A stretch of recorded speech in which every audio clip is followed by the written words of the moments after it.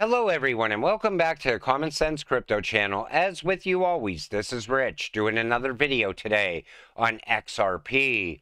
So I hope you're all having a wonderful day today wherever you are in this great world. We're going to talk about XRP. I'm going to talk about a few other things as well.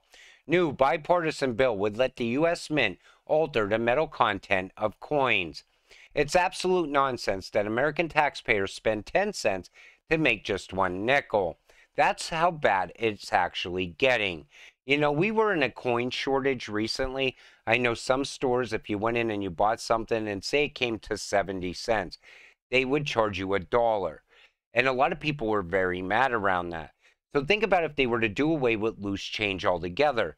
People would have to look for an alternative, such as a credit card, debit card, or a CBDC. Quarters until 1964 were 90% silver and 10% copper. Quarters now are 91.67% copper and 8.33% nickel. So now even that's getting too expensive for them. And they want us to use even cheaper metals to make our coins. Next step is just all digital, zero metal, worthless currency. And you know, that's just another reason to push for a digital currency in this country. It's too expensive to make loose change. If they go 100% digital with no limit on the number of CBDC dollars they can create, then that is the path to hyperinflation. Our politicians don't know how to control spending, debt, or entitlements. This type of monetary system we are heading towards is doomed to failure. I think it's going to fail also because if they don't put a cap on how many CBDC dollars there are in the system, we're going to be right back in the same predicament we are in now, where the US dollar is virtually worthless. You know, it's propped up by empty promises at this point. 23 US states moved to reclaim gold and silver as legal tender. Now, I love the way that they explain gold. Listen to this. It is the ultimate money because there's nothing else even in the same league. It's divisible. It's permanent. It's a store of value. It's a unit of account. It's got everything you want out of money, but it doesn't go away and it can't be increased. This is what makes gold the most beautiful money of all. What more can you ask out of a money? You know, we're at a time where we see country after country pulling away from the US dollar. Now we're starting to see states inside of the United States wanting to pull away from the US dollar. They want to go back to a gold-backed system. Hopefully that gets momentum. That way we end up on a gold-backed system in the future. US warns China of severe consequences for helping Russia. Do you think China even takes the US serious anymore? You know, we're at a time where country after country is no longer listening to the US. They don't even want to deal in our currency anymore. Yet we still weaponize the dollar on every chance we get. And it's through sanctions also. Bangladesh pays $318 million Russian loan in Chinese yuan, avoiding US sanctions. And these countries are finding a way around it all the time. You know, this country needs to stop and take a good look at what's really going on in the world. There are gaps in the US real-time payment system. Who will fill them? I think the biggest gap is going to be adoption. Banks aren't going to want to utilize this FedNow system right away. They're going to want to wait and see how it works out for other banks. On top of that, the US, citizens are not going to want to use FedNow, period. They don't trust the Fed. They don't trust the government. Even if they're not in crypto, they're skeptical about everything that's going on right now. I think FedNow is going to fail out of the gate as well. Met with the SEC today. We'll continue pushing for a clear rulebook in the US for crypto regulations. The US can't afford to fall behind on this important technology to update the financial system. Also important for regulators to set policy and then enforce it, not start with enforcement before there are clear rules. At this point, seems like Congress will need to step in. That comes from Brian Armstrong of Coinbase. He's out there fighting for clear rules around crypto. And right away, people are talking about relisting XRP again. You know, after seeing Gary sit there in front of Congress and get grilled the way he did, any company out there right now should just say, listen, we're just going to go ahead and relist XRP. It looks like Gary is already on his way out the door. Ripple processes $30 billion in 20 million transactions. Ripple has processed nearly $30 billion in up to 20 million transactions using its global payment solution, RippleNet, since its launch. The California-based blockchain technology company disclosed this in a quick guide on how companies can streamline treasury payments with RippleNet. Now, RippleNet gets them in the door. Later, they'll start utilizing XRP. Older article, very relevant with European Parliament news. Now they're talking about Worldline. It's the only Ripple partner that has been authorized by the European Central Bank to develop a prototype digital euro wallet. Now, I know Ripple has strong ties with the European Central Bank through Christine Lagarde. You know, at some point, you're going to see XRP being utilized there as well.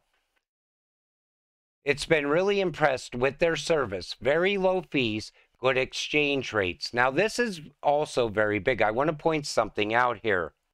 This is coming from Remitly. So we see Ripple and XRP researcher revealed a clip of Remitly CEO in which he's explaining that he's still hesitant to use crypto, such as Bitcoin. He also says that he definitely remains interested in the blockchain payment solutions, such as the ones provided by Ripple. Think of us like a mobile phone alternative to Western Union or MoneyGram. We're sending over $6 billion a year. In terms of scale and size, we're close to 1,000 people worldwide. We've raised close to $200 million in equity, and most importantly, we serve over 1 million people around the globe, and our customers tend to be immigrants, he said. He continues and says that they are paying a lot of attention to Ripple as they're seeing more and more financial institutions integrating their services to make things less expensive for customers. But you take notice, they said they're paying attention to other financial institutions integrating Ripple. Like I said in the past, I think we're going to see a domino effect. You know, this company starts utilizing RippleNet. Later, they start using XRP. Other companies see what's going on. Now, they want to use RippleNet as well. Later, they'll start using XRP, and it'll continue on and on. That's why I said, right now, we're at a time, we're watching this get built from the ground up. Later, it's going to gain momentum, and the price of XRP is absolutely going to skyrocket. Intermex acquires land holding to conquer Spain, Italy, Germany, and $1 billion market Canada. So we see here, Ripple Labs partner International Money Express Inc., a leading omnichannel money remittance service company, has announced that it has acquired Land Holdings Corp. Through this acquisition, Intermex has also acquired a Spain-based money remitter called iTransfer Global Payments. It facilitates the transfer of money from Spain, Italy, and Germany. It's just one more corridor opening up around Ripple. And we're going to see that happen almost on a daily basis in the future, especially once Swift really amps up around ISO. Because I think people are going to compare the two. They're going to say, well, look at RippleNet. It's outperforming Swift again. And more business will leave Swift and start utilizing Ripple as well. Ripple versus SEC court update. Will the ruling come out next week? Now, I seen John Deaton say May 6th. He believed it's going to happen by then. People are now saying it's going to happen sooner after the display Gary had in front of Congress. I'm not so sure. I think this is going to drag on for a little bit longer. I would love to see it wrap up right now, though. XRP as a strategic weapon. We don't use our XRP as a bank account, but as a strategic weapon, says David Schwartz. I believe XRP could be used as a weapon against the banks. It could also be used on a daily basis throughout the world, disrupting the entire payment system as well. You know, we're at a time where you just got to stay patient and stay positive. Watch everything unfold, because I think we're watching a massive play right now. You know, the SEC case, I know that's an absolute sham. You know, the way you see Gary avoid all the questions, you know he has handlers. He has people out there saying, you got to delay it much longer. You got to delay it as long as you possibly can. But at some point, the delay will end. and Ripple is going to win. And when that happens, look out. XRP is going to skyrocket in price very fast. You know, all the people that are still on the sidelines saying, well, I'm going to invest in XRP, but I want to see what happens with this case. They're going to be paying a much higher price. The market is going to reflect the news before you even hear it. That's why it's important to always be holding. But with that said, I'm going to wrap up this video.